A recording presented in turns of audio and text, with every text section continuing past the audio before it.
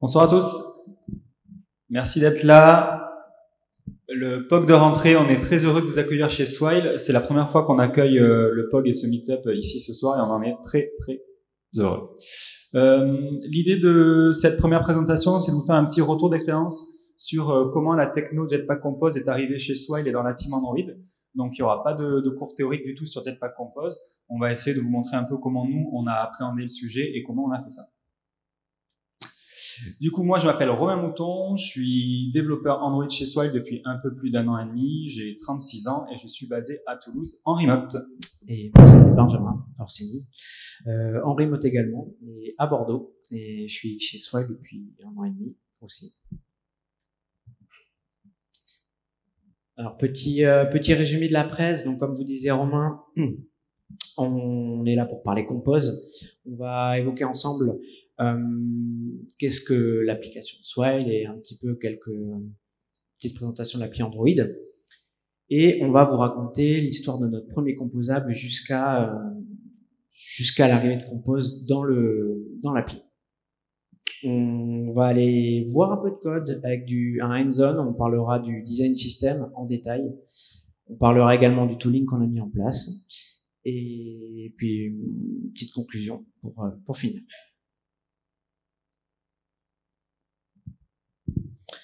Donc Swile, vous connaissez peut-être, vous êtes peut-être utilisateur. On est là pour apporter pour tout ce qui est bénéfices, donc les bénéfices des employés, les bénéfices que l'entreprise leur met à disposition. Vous nous utilisez peut-être pour tout ce qui est titre restaurant, mais il n'y a pas que ça, il y a beaucoup d'autres choses. Donc notre appli aujourd'hui, vous connaissez peut-être cette partie-là, c'est l'appli des comptes avec la gestion de vos cartes et des titres restaurants. On a également tout un module social pour célébrer, par exemple dans son équipe, faire une célébration. On peut fêter les anniversaires pro, les anniversaires perso ou les naissances. On a un module de cagnotte et un module de don entre collègues pour se rembourser de l'argent ou faire une demande de remboursement. Et enfin, on a un module de sondage qui permet de prendre la température au sein de l'entreprise et donner un peu de données à toute la partie RH. Si on se concentre un peu sur la partie Android, on est une équipe à l'heure actuelle de 6 développeurs répartis dans 4 feature teams. Et à l'heure actuelle, on a fait le choix de ne pas avoir d'équipe core. On se répartit ces tâches-là au niveau des développeurs. Maintenant, si on parle de l'application Swile, c'est à peu près 35 modules. L'idée, c'est de créer de nouveaux modules à chaque fois qu'il y a de grosses briques features structurantes qui sont rajoutées dans l'app. C'est à peu près 150 000 lignes de code Kotlin et tristement encore 38 000 lignes de XML. C'est en train de descendre. On aimerait faire un petit sondage pour avoir un peu notre audience ce soir par rapport à la techno Jetpack Compose. Donc notre première question, c'était qui a déjà entendu parler de cette techno? Ok. Bon, ceux qui n'ont pas levé la main, il y a que pour la pizza en fait derrière. Ah, il y a les bières aussi. Après, du coup, qui a déjà testé cette techno? Bon, oui. Il y en a un peu moins. Ouais. C'est bien quand même. Qui a déjà du Jetpack Compose en prod? Ok, un peu moins. Mais il y a du monde, ça fait plaisir. Et qui a la chance d'avoir une app full Compose en prod? Cool. Il y en a un qui embauche. Vous embauchez peut-être? Nous, on n'est pas en full Compose encore. Du coup, on va vous expliquer un petit peu comment on a mis en place tout l'environnement Jetpack Compose chez Swile. En fait, on a eu la chance d'avoir Benjamin qui était assez early adopteur de cette techno, en fait. Ouais, avant d'arriver chez Swile, j'ai testé Compose en fait plusieurs mois sur un side project. Donc c'était encore en bêta. Donc je suis arrivé chez Swile. J'étais déjà un petit peu fanboy, je l'avoue. Et l'idée ça a été de propager la bonne parole dans l'équipe. Et dans la team Android, on fait quand même pas mal de veille techno et on se partageait quand même beaucoup de liens sur les différents articles qui pouvaient popper à droite à gauche. Et on s'est en fait très vite rendu compte que la plupart des articles de Ben, c'était Jetpack Compose. On pense qu'il voulait quand même nous faire émerger une idée un peu à l'Inception. On avait compris un peu le truc. Je sais pas. Je sais pas. En tout cas, quand tu es arrivé chez nous, très vite, tu nous as proposé un atelier First Composable au final. Ouais, l'idée c'est, vous le voyez, on l'a mis en haut à droite, c'est un petit composable animé. Ça, vous connaissez peut-être, ça vient de l'appli Petit Bambou, c'est une appli de méditation et je trouvais que c'était un bon premier composable pour faire un atelier tous ensemble. Et donc on s'est pris une petite heure et en 80-100 lignes de code, on a réussi à faire ça. Et je pense que l'équipe a été plutôt emballée. On a été complètement emballé même de pouvoir créer notre UI en Kotlin par rapport à du XML. On était emballé par la concision du langage et au final on a très vite voulu évoluer dessus. Ouais.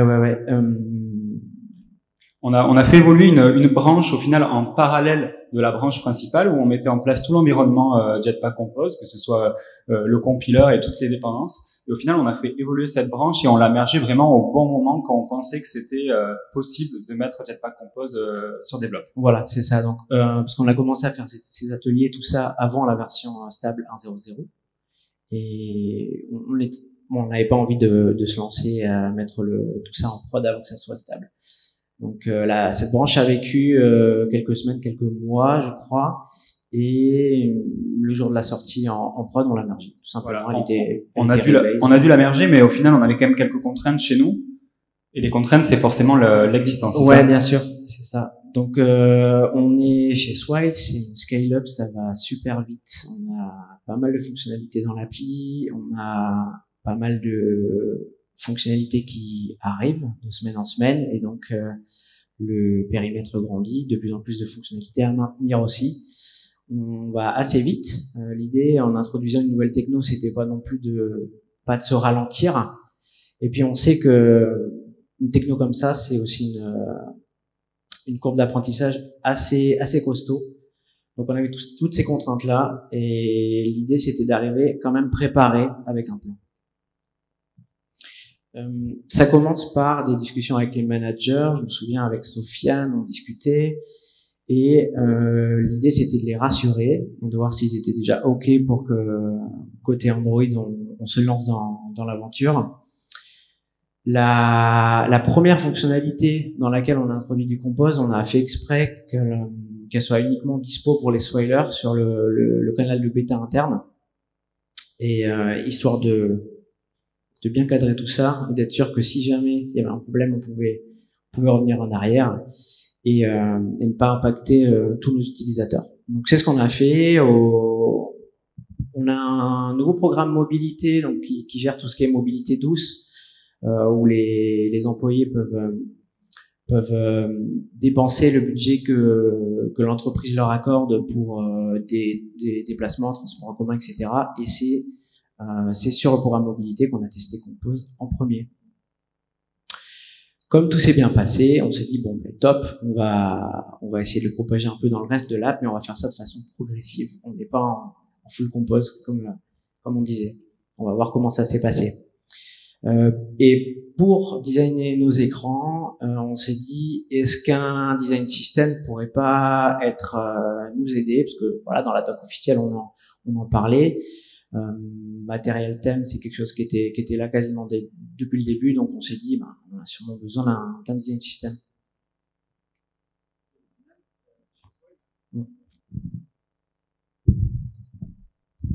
Au final, chez Swile, on a la team design qui, de son côté, bossait justement à créer un design system. Donc, on a choisi cette définition du design system parce qu'elle nous correspondait bien. C'est la notion de single source of truth. Dans notre idée, c'était vraiment le design pond un ensemble de composants. Et on va créer ces composants-là en Jetpack Compose, et on va considérer que ces composants sont forcément nos briques, notre socle pour créer l'ensemble de nos écrans. Donc en fait, si vous regardez par exemple ce screenshot, on va voir sur la gauche le Figma, donc qui est le logiciel qu'utilisent nos designers pour développer les composants. Et à droite, on va voir le composant qui a été développé en Jetpack Compose et la preview qu'on en fait. Ce qu'on essaye de faire chez Swile, c'est d'avoir une preview qui est la plus proche possible du design qui a été créé par la team designer, pour justement avoir un outil un peu graphique, visuel, très facile pour comparer si ça matche bien ce qui est prévu. Côté design, dans le Figma, ils n'hésitent pas à mettre tous les cas possibles de façon exhaustive. Et là où c'était compliqué avec le XML, en Compose, on peut faire exactement la même chose comme vous voyez là sur les previews. Hop, rentrons un peu plus en détail. Yes, on va parler un peu de ce design system, de comment on a fait, et vous allez voir, c'est sympa. Tout commence avec un thème, donc on n'est pas parti sur le matériel thème puisque nos designers dans le Figma n'utilisent pas les conventions matérielles. Matériel, c'est des noms bien particuliers pour nommer les couleurs, nommer les surfaces, etc. Nos designers ont leur propre système, leur propre nommage, donc on est parti sur un thème custom. Un autre thème en Compose, donc DS thème, un petit peu comme matériel, possède des couleurs, des typographies et des formes, des shapes. On va voir en détail ces trois éléments. Donc, commençons par les couleurs. Donc représentées par une data class. Les couleurs de base, donc background, border, content, tout le monde connaît ça. Mais ce qui est bien en faisant notre propre classe pour les couleurs, notre propre thème, c'est qu'on a pu représenter les feature scopes, donc en fait toutes les parties de l'application, tous les programmes différents que l'application Swile gère. Donc tout à l'heure on a vu dans les exemples dans les screenshots de l'app, on a vu la partie carte, on a vu la partie titre restaurant, on a vu aussi la partie sondage, la partie célébration pour les collègues, et chacune a sa propre identité visuelle. Donc la data class avec les feature scopes nous permet justement d'exprimer ça. Chose que dans un thème déjà fourni au matériel, on ne pouvait pas faire. Voilà une preview par exemple de la partie célébration, donc les praise. Vous voyez que c'est assez sympa. On a toutes les couleurs associées. Et ça, voilà, le Figma est exactement comme ça. Et comme on disait tout à l'heure, on peut se permettre de faire une preview qui est exactement comme le Figma. Petite astuce. Si certains d'entre vous qui utilisent Compose ont un matériel thème, vous avez peut-être rencontré cette fonction Content Color For. Ouais. L'idée, c'est de donner une couleur de background et en fait d'en avoir en retour une couleur de foreground qui va toujours bien dessus. Ça évite d'avoir à chaque fois qu'on écrit son écran à répéter les couleurs et on se trompe pas. On a fait pareil pour notre DSM Color. Donc, vous voyez simplement que pour un background de type warning, on voit un content de type warning. C'est assez simple, le principe est un peu bidon, mais ça nous permet, vous allez le voir après, on va vous montrer ça, d'écrire le moins de code possible. Deuxième élément qu'expose le thème, donc ce sont les typos. Voilà, bon là, pas de surprise. Voici une preview de nos titres. Voilà la partie headings. Les icônes, alors ça c'est quelque chose qui est arrivé un petit peu après, mais on s'est vite rendu compte qu'avoir une petite style class qui référence toutes les icônes possibles du DSM, c'était quand même bien pratique. Quand je dis DSM, c'est Design System Mobile. Ça permet à un développeur qui arrive, qui construit son écran, de faire un DS icône point, et voilà, il a l'ensemble des icônes possibles, et il peut pas se tromper. Voilà, on a l'exemple ici de l'icône d'archive.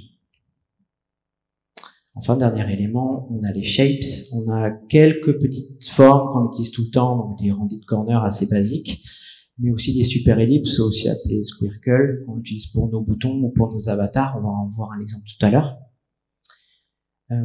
Les avoir dans les shapes, ça permet de jamais se tromper, d'utiliser tout le temps les shapes qui sont autorisés. Et voilà. Maintenant, je laisse la parole à Romain pour vous parler d'un composant. Donc là maintenant avec le DSTM, on a vraiment toutes les briques qui vont nous permettre de créer nos propres composants du design system.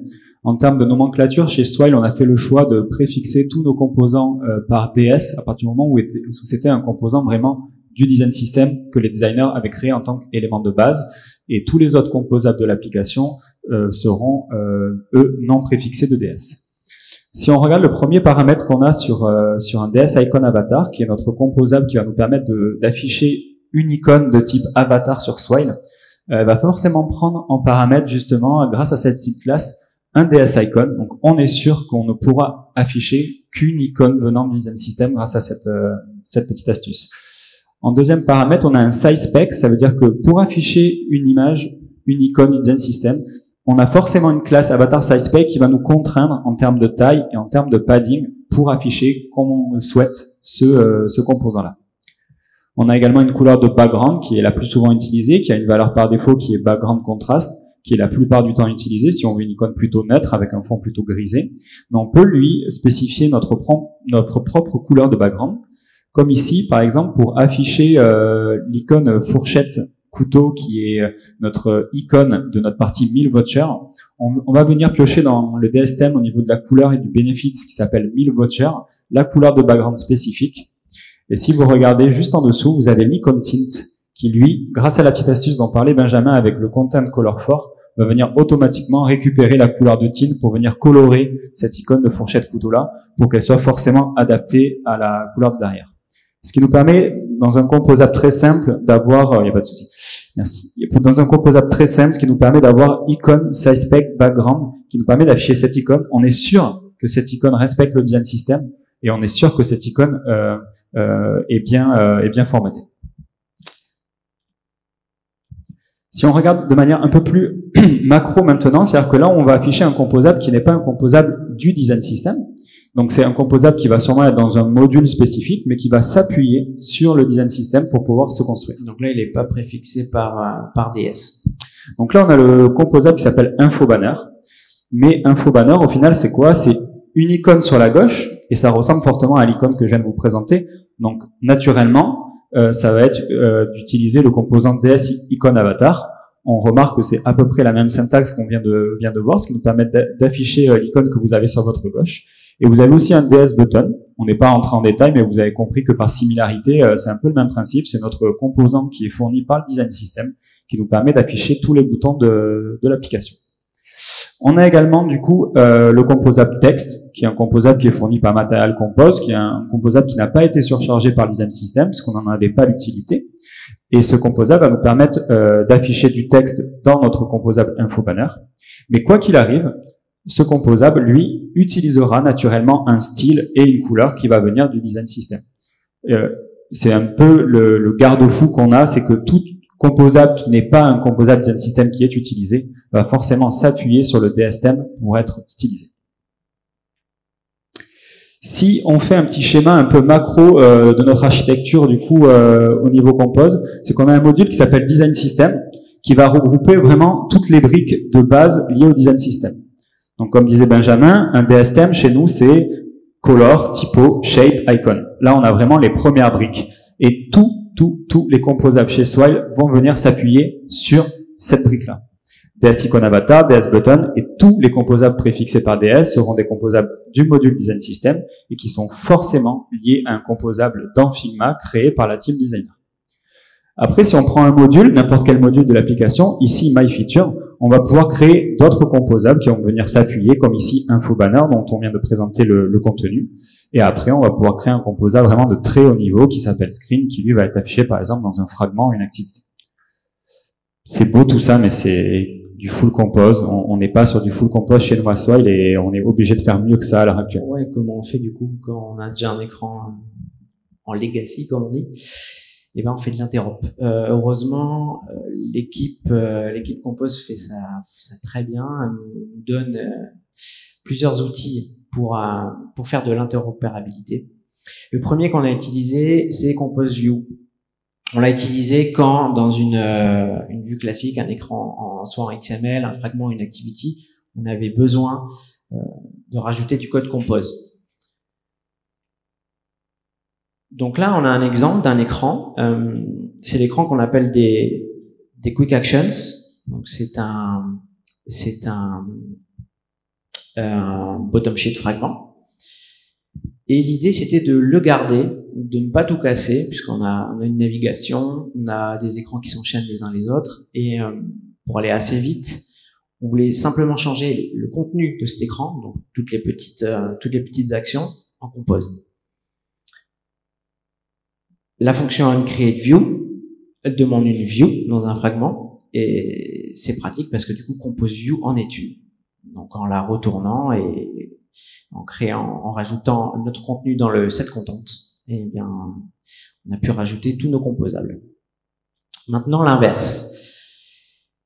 Ah oui, alors ça c'est le petit exemple si jamais vous avez à le faire depuis l'XML. Alors nous on le fait pas trop, mais comme la Compose View est une Android View, eh bien on peut l'inclure comme ça dans un XML.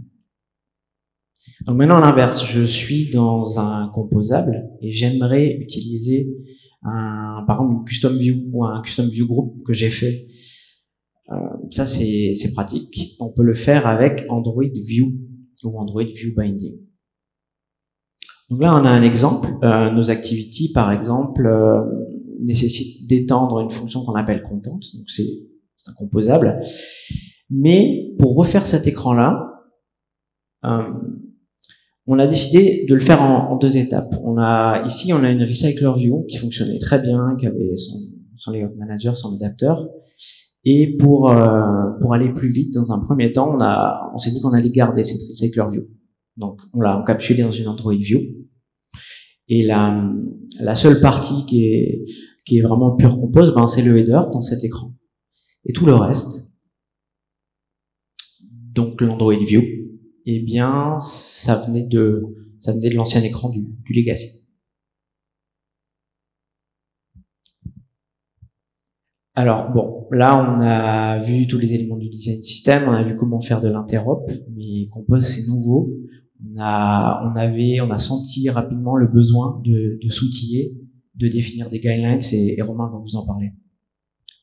Dans le projet chez Swile, on avait un linter qui s'appelle Detect. Je pense que la plupart d'entre vous doivent déjà connaître. C'est un outil assez facile qui fait de la détection statique de code. Et en fait, on s'est rendu compte que il n'était pas forcément compatible, ou en tout cas qu'il n'avait pas forcément de règles qui étaient spécifiques à Jetpack Compose. Donc on a scruté un petit peu le repo, on a attendu que cette librairie Detect soit compatible, et très vite ils ont rajouté des nouvelles rules qui nous ont permis justement de mieux détecter la façon dont Compose était développé. Par exemple, tout composable est une fonction, et la plupart du temps, la fonction dans Kotlin, elle est en minuscule, et sur Compose, c'est de la majuscule à partir du moment où ça ne retourne rien. Ben ça, en fait, grâce à cette mise à jour de Detect et à différentes paramétrages, on a pu justement apporter un peu de détection automatique de ces choses-là, chose qu'on faisait au début à la review entre nous. On s'est aussi beaucoup appuyé sur les guidelines Jetpack Compose qui sont quand même bien riches et bien fournis, mais on s'est rendu compte très vite qu'on avait besoin d'un peu plus de cadre chez nous pour que nos écrans soient un peu plus similaires et qu'on sache d'écran en écran un peu développer de la même façon.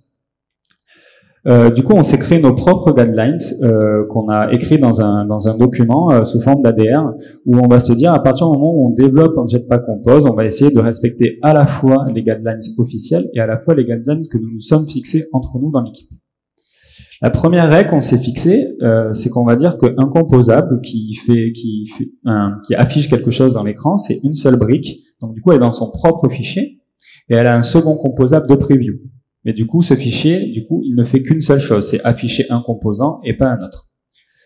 La deuxième chose, c'est que comme on fait beaucoup d'interopérabilité chez Swile encore, puisqu'on a une application qui n'est pas from scratch, qui n'a pas été démarrée en Jetpack Compose, on propose pour chaque composable de notre application la possibilité de faire de l'interopérabilité pour qu'il puisse être utilisé dans un écran, lui, un peu plus legacy. L'autre choix aussi qu'on a fait, c'est que on essaye la plupart du temps d'avoir des previews les plus exhaustifs possibles.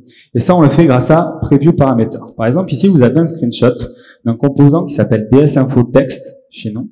Et ça, c'est la preview du composant DSInfoText. En fait, cette preview-là, c'en est qu'une seule. Mais grâce au Preview Parameter, on va générer les 4 possibilités puisqu'on a en paramètre en entrée un type qui nous permet d'afficher en info, en success, en warning ou en erreur cette information-là. Et grâce à ce Preview Parameter, on peut avoir vraiment l'exhaustivité des possibilités. Et ce composant-là, tel qu'il est affiché ici, il est proche du Figma que les designers nous procurent. L'autre chose qu'on s'est fixé, l'autre règle, c'est que la plupart du temps, les composables sont, dans les plus hauts niveaux, sont écrits dans un fragment ou dans une activité. Et pour éviter d'avoir le maximum de code en dehors de ce fragment ou de cette activité, dans un fragment ou une activité, nous exposons au maximum 2 composables. Le composable qu'on va appeler stateful, qui est un peu lié au cycle de vie ou qui peut être lié aux différents states du fragment ou de l'activity. On peut avoir tous les collecta states, les view models, des choses comme ça. Et on en fait forcément un composable, lui, qui est stateless, qui va être appelé par le composable stateful, qui lui est forcément, du coup, qui utilise la notion de state hoisting, qui permet justement d'être complètement indépendant. Et c'est celui-ci qu'on va pouvoir utiliser, par exemple, pour nos previews, si on veut, par exemple, avoir un app catalogue qui va référencer tous les écrans de l'application. On s'est rendu compte également que, grâce à l'utilisation de custom lint rules, on avait la possibilité de dire, bon, ok, on a un design system, on a par exemple des shapes, mais en fait, il n'y a rien qui nous oblige pour les shapes à passer par le dstem.shapes. C'est là où dsicon, on était obligé. Du coup, ce qu'on s'est dit, ok, rounded corner shape, par exemple, on pourrait laisser un développeur l'utiliser directement dans un composable. Du coup, avec ces custom lints qu'on s'est créés, à chaque fois qu'on a un développeur dans notre team qui utilise, par exemple, directement rounded corner shape, on va avoir un petit warning qui va lui dire ça nous paraît bizarre, est-ce que tu es sûr de ne pas vouloir passer par le DSTM qui, lui, va avoir ses propres shapes et au moins tu es sûr de respecter les différentes guidelines. Ah, pas normal ça? Il y a un problème. Pas fini. Si, on a fini. Ah oui, en fait c'est encore en progrès chez nous surtout. C'est le code UI en fait chez Swile on n'a pas de système de test instrumenté où on ne peut pas vraiment avoir quelque chose de testable vraiment de bout en bout. Et grâce au système de Jetpack Compose et le système de preview, on a utilisé du coup 2 librairies. Une première librairie qui va s'appeler Paparazzi, qui va nous permettre de générer, grâce au preview, des screenshots de nos différents composables. Et par-dessus ça, on a mis en place une librairie qui s'appelle Showcase, qui va nous permettre justement de prendre ces screenshots et d'en faire une liste. Et du coup, quand on ouvre une PR comme celle-ci, par exemple, qui est la montée en version d'un composant qui s'appelle DS Infotech chez nous, le composant dont on vient de voir, automatiquement, il y a une capture qui est prise de la preview avant la PR, une preview qui est prise du composable après, et cette comparaison-là, elle est faite directement dans la preview. Donc ça veut dire qu'au moment de la review, on a ce genre d'image qui apparaît. Et donc là, par exemple, la mise à jour de ce composant a été faite pour pallier à un problème de contraste qu'on avait entre la couleur de content et la couleur de background.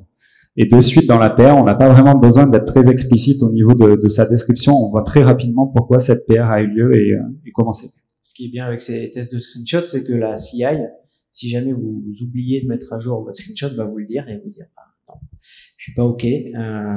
Régénère-moi les screenshots et ça montre aussi à vos reviewers l'intégralité des changements, pas que le code, mais aussi la UI.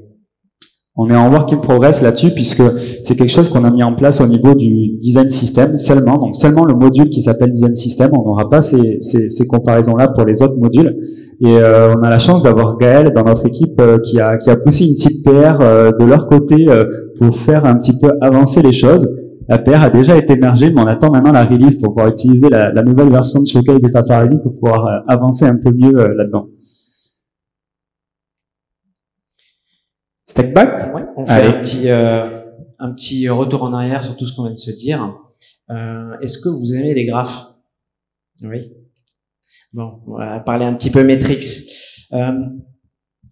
Grâce à notre repo Git, on a extrait sur les 2 dernières années des petites stats et je vous les présente maintenant. Donc l'icône compose là, c'est la date à partir de laquelle on a mergé notre fameuse PR, c'est qui permet de faire du compose dans l'app.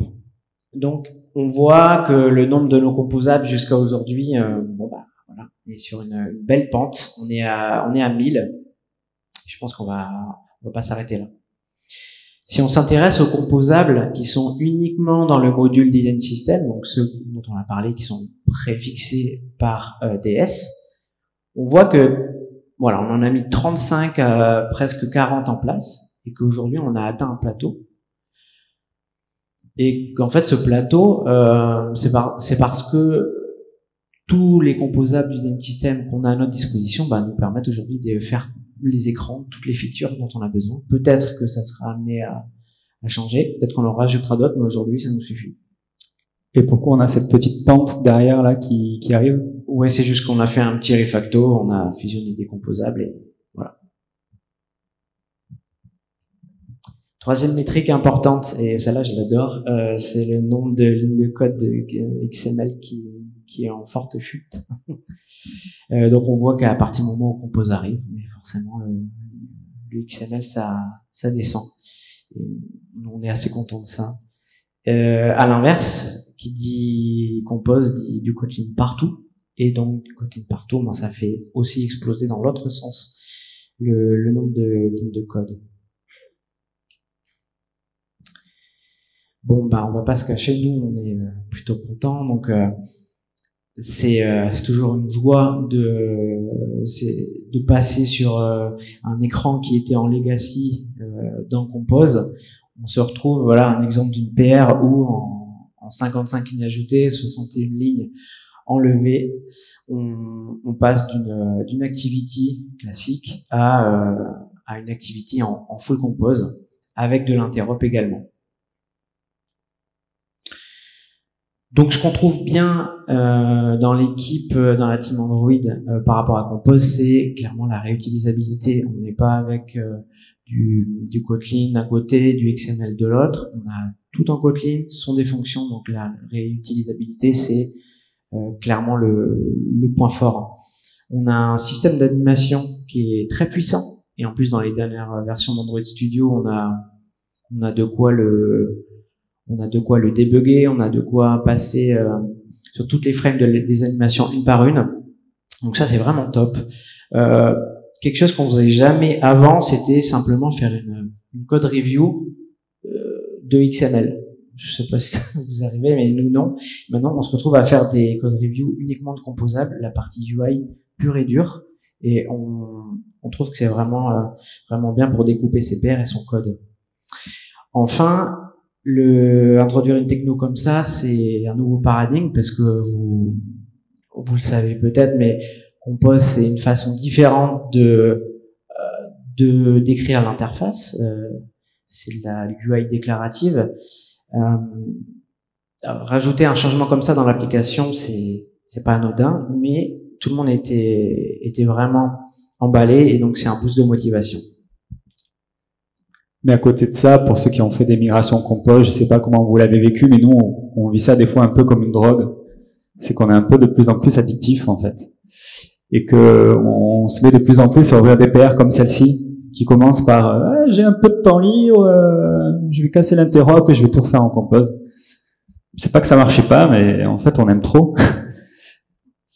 Mais bon, malgré tout, il y a eu quand même quelques pitfalls à ça, et on a essuyé quelques plâtres, notamment la maturité de la techno. Bon, on va pas se mentir, la techno Jetpack Compose, elle est quand même beaucoup plus récente que le framework Android, lui, comme on le connaissait. Donc, on a des bugs qu'on ne connaissait pas, on a des bugs qu'on ne connaît pas et qui sont toujours pas corrigés. Donc forcément, c'est un peu plus dur de rentrer dedans et d'être un peu plus serein quand on rentre dans une nouvelle techno.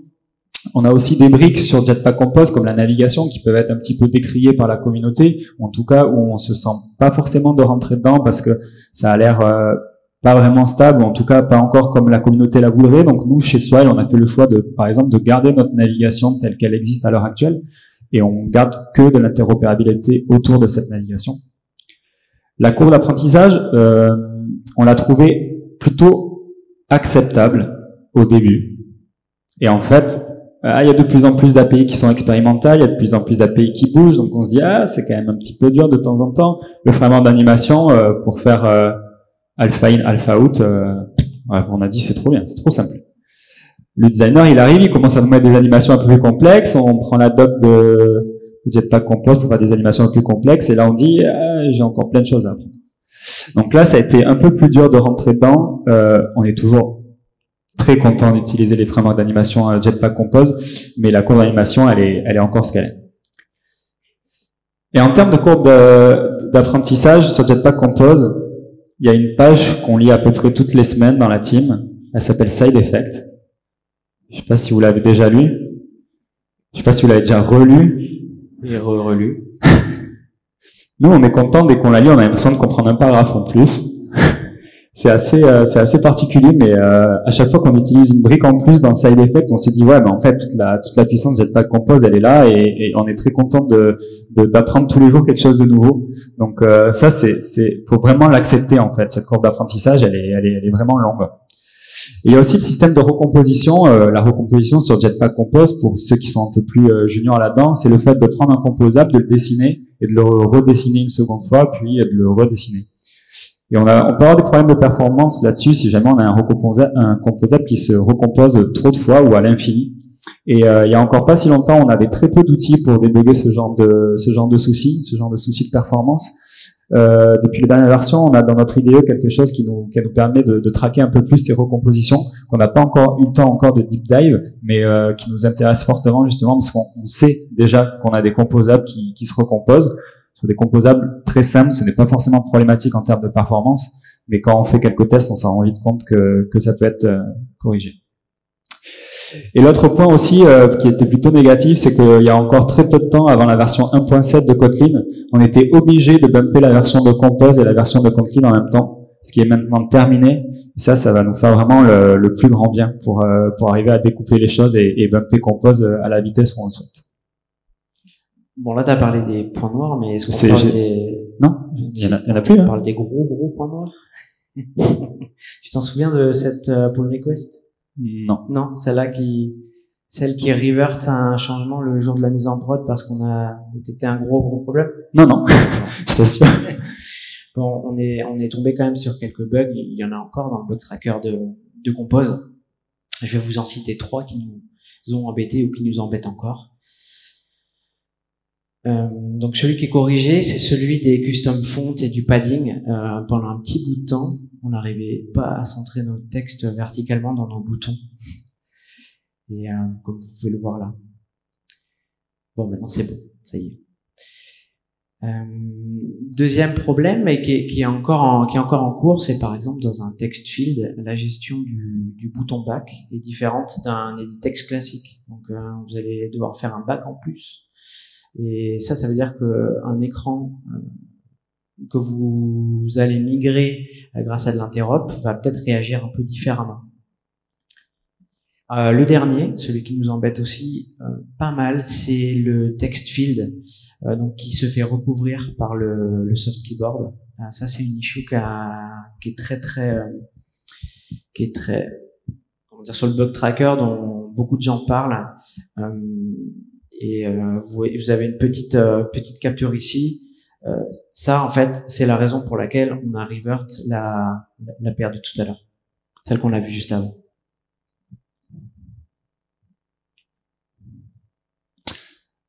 Je ne sais pas si vous avez fait cet exercice, vous, pour ceux qui ont migré sur Jetpack Compose, mais nous, en interne, dans notre team, on voulait vraiment, après cette année d'utilisation de la techno, faire un petit sondage, un petit retour de satisfaction pour savoir à quel point la team était contente de ce changement.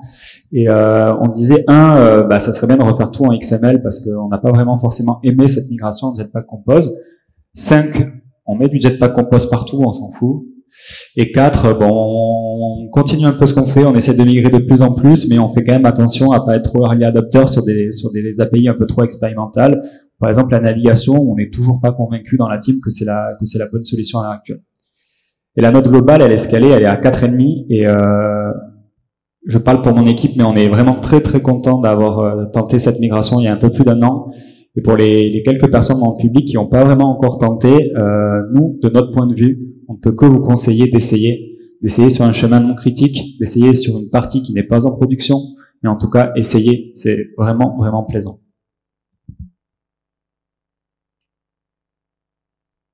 That's it. C'est la fin de la phrase. Merci.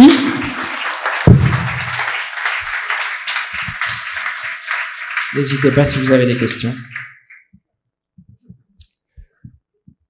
Ouais, déjà, il nous reste un peu de temps pour les questions, ou pas, Martin, dis-nous. Ouais.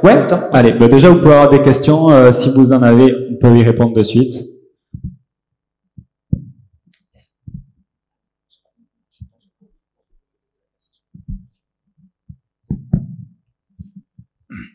Merci pour la presse, c'est super intéressant. Ma question, c'est par rapport au temps de build. Est-ce que vous avez un autre graphe qui représente la corrélation entre l'adoption de Jetpack Compose et est-ce qu'elle a eu ou pas un impact sur le temps de build du projet. Merci.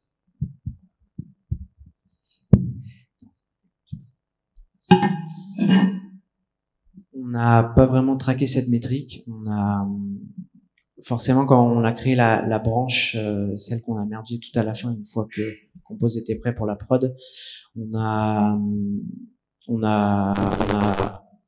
fait des petits tests, expérimentaux. Donc, voilà.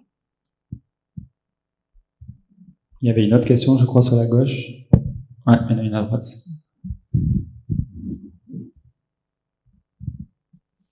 Ma question, c'était à propos des custom lint. Et donc, vous nous avez dit que vous utilisiez Detect et que vous attendiez des nouveaux lint en gros dans Detect. Est-ce que vous avez essayé de développer vos custom lint dans Detect ou est-ce que vous avez juste utilisé lint parce que vous en aviez déjà? On n'a pas créé de nouvelles règles côté des textes. On a gardé des règles lint classiques qu'on avait, puisque chez Swipe dans la team, on a tous lint qui est automatiquement activé dans notre IDE, mais on n'a pas tous le plugin Detect qui est activé, qui nous active les warnings chez nous. Donc l'importance qu'on avait d'utiliser les règles lint rule, c'était qu'on était sûr que l'ensemble des développeurs allaient pouvoir avoir les warnings le plus tôt possible.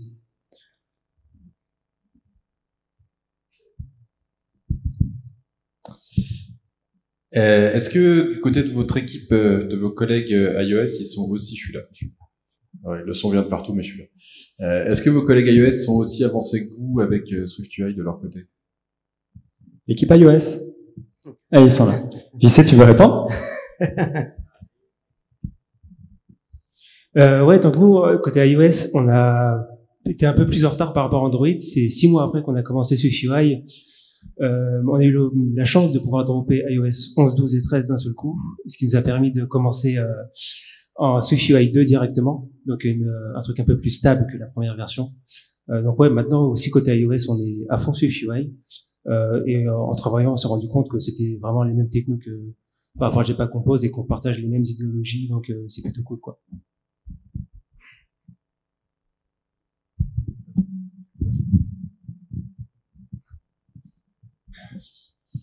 Du coup, vu que vous avez des screenshots de vos previews dans vos PR, est-ce que vous avez déjà intégré vos designers dans vos reviews pour les faire une pré-recette graphique pour valider avec eux? Est-ce que ça accélère vos échanges en circuit court avec les designers? Je crois qu'on aurait envie de répondre tous les deux à celle-ci. Si vous êtes designer dans la salle et que vous avez envie de review nos PR, on recrute des designers aussi. Non, on a une équipe design qui à l'heure actuelle ne monte pas avec nous sur la prod. Donc du coup, on n'a pas de designers qui viennent review. La plupart n'ont pas forcément GitHub, mais ça pourrait être une piste justement pour eux pour faire le jeu des 7 différences. À l'heure actuelle, nos screenshots qui sont générés nous servent à nous. Mais à l'heure actuelle, on est les seuls validateurs de ces screenshots. Et tout à l'heure, on parlait de Showcase, donc la lib qu'on utilise pour récupérer l'ensemble de nos previews.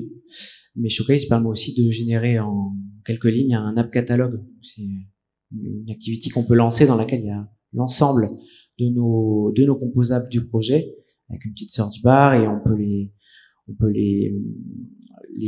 trier, c'est par catégorie. Donc, on peut très bien imaginer dans le futur, lorsqu'on a fini de travailler sur cette fonctionnalité-là, que l'app catalogue, on la passe à nos designers régulièrement, qui regardent, qui vérifient, qui nous fassent des retours.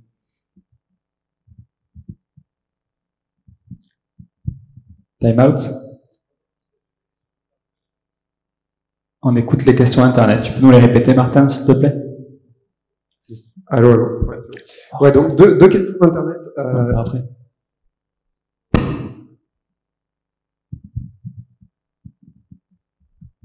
La première, c'est sur le Layout Inspector. Il y a Uteche qui dit qu'il a des problèmes avec le Layout Inspector, qui se déconnecte au bout d'un certain temps. Donc, il voulait savoir si ça marchait bien. Et la deuxième question, c'était sur la taille de l'APK. en passant à Compose, est-ce que vous avez vu une différence sur la taille de l'APK? Je crois que j'ai aucune réponse à donner.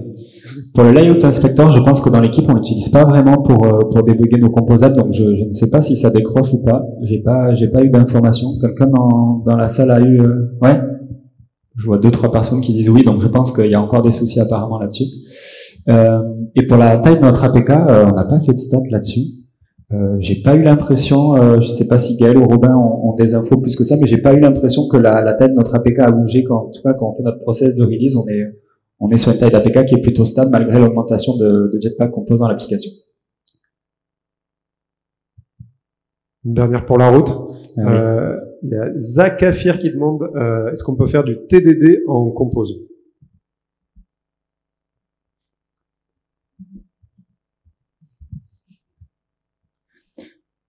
Aucune idée.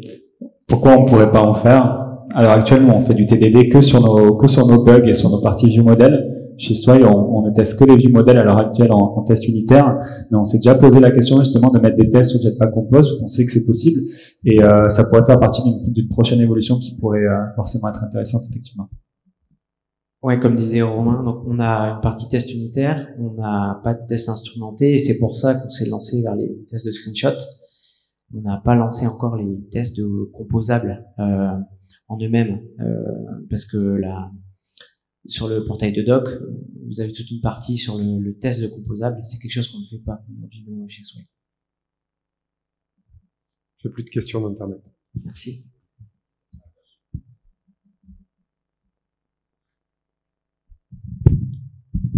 Dans ma boîte, on est justement en train de faire cette migration-là et on est en train de mettre en place Paparazzi pour le screenshot testing. Et on se demandait, donc on compte utiliser potentiellement GitLFS pour pouvoir stocker les images. Est-ce que vous aussi, ça a été quelque chose que vous avez essayé? Et est-ce que vous l'utilisez ou non? Alors, on n'a pas mis GitLFS en place. Effectivement, quand on va sur la doc de Paparazzi, c'est ce qu'ils préconisent. Nous, comme on fait ça de façon itérative, on s'est dit, on passera à GitLFS le jour où on aura vraiment beaucoup de screenshots, qu'on parlera de mégas et mégas de PNG tout cumulé. Donc, pour l'instant, on commit ça juste à côté, quoi. Parce que en ce moment-là, ça représente quoi, 10 mégas ou plutôt 100 mégas?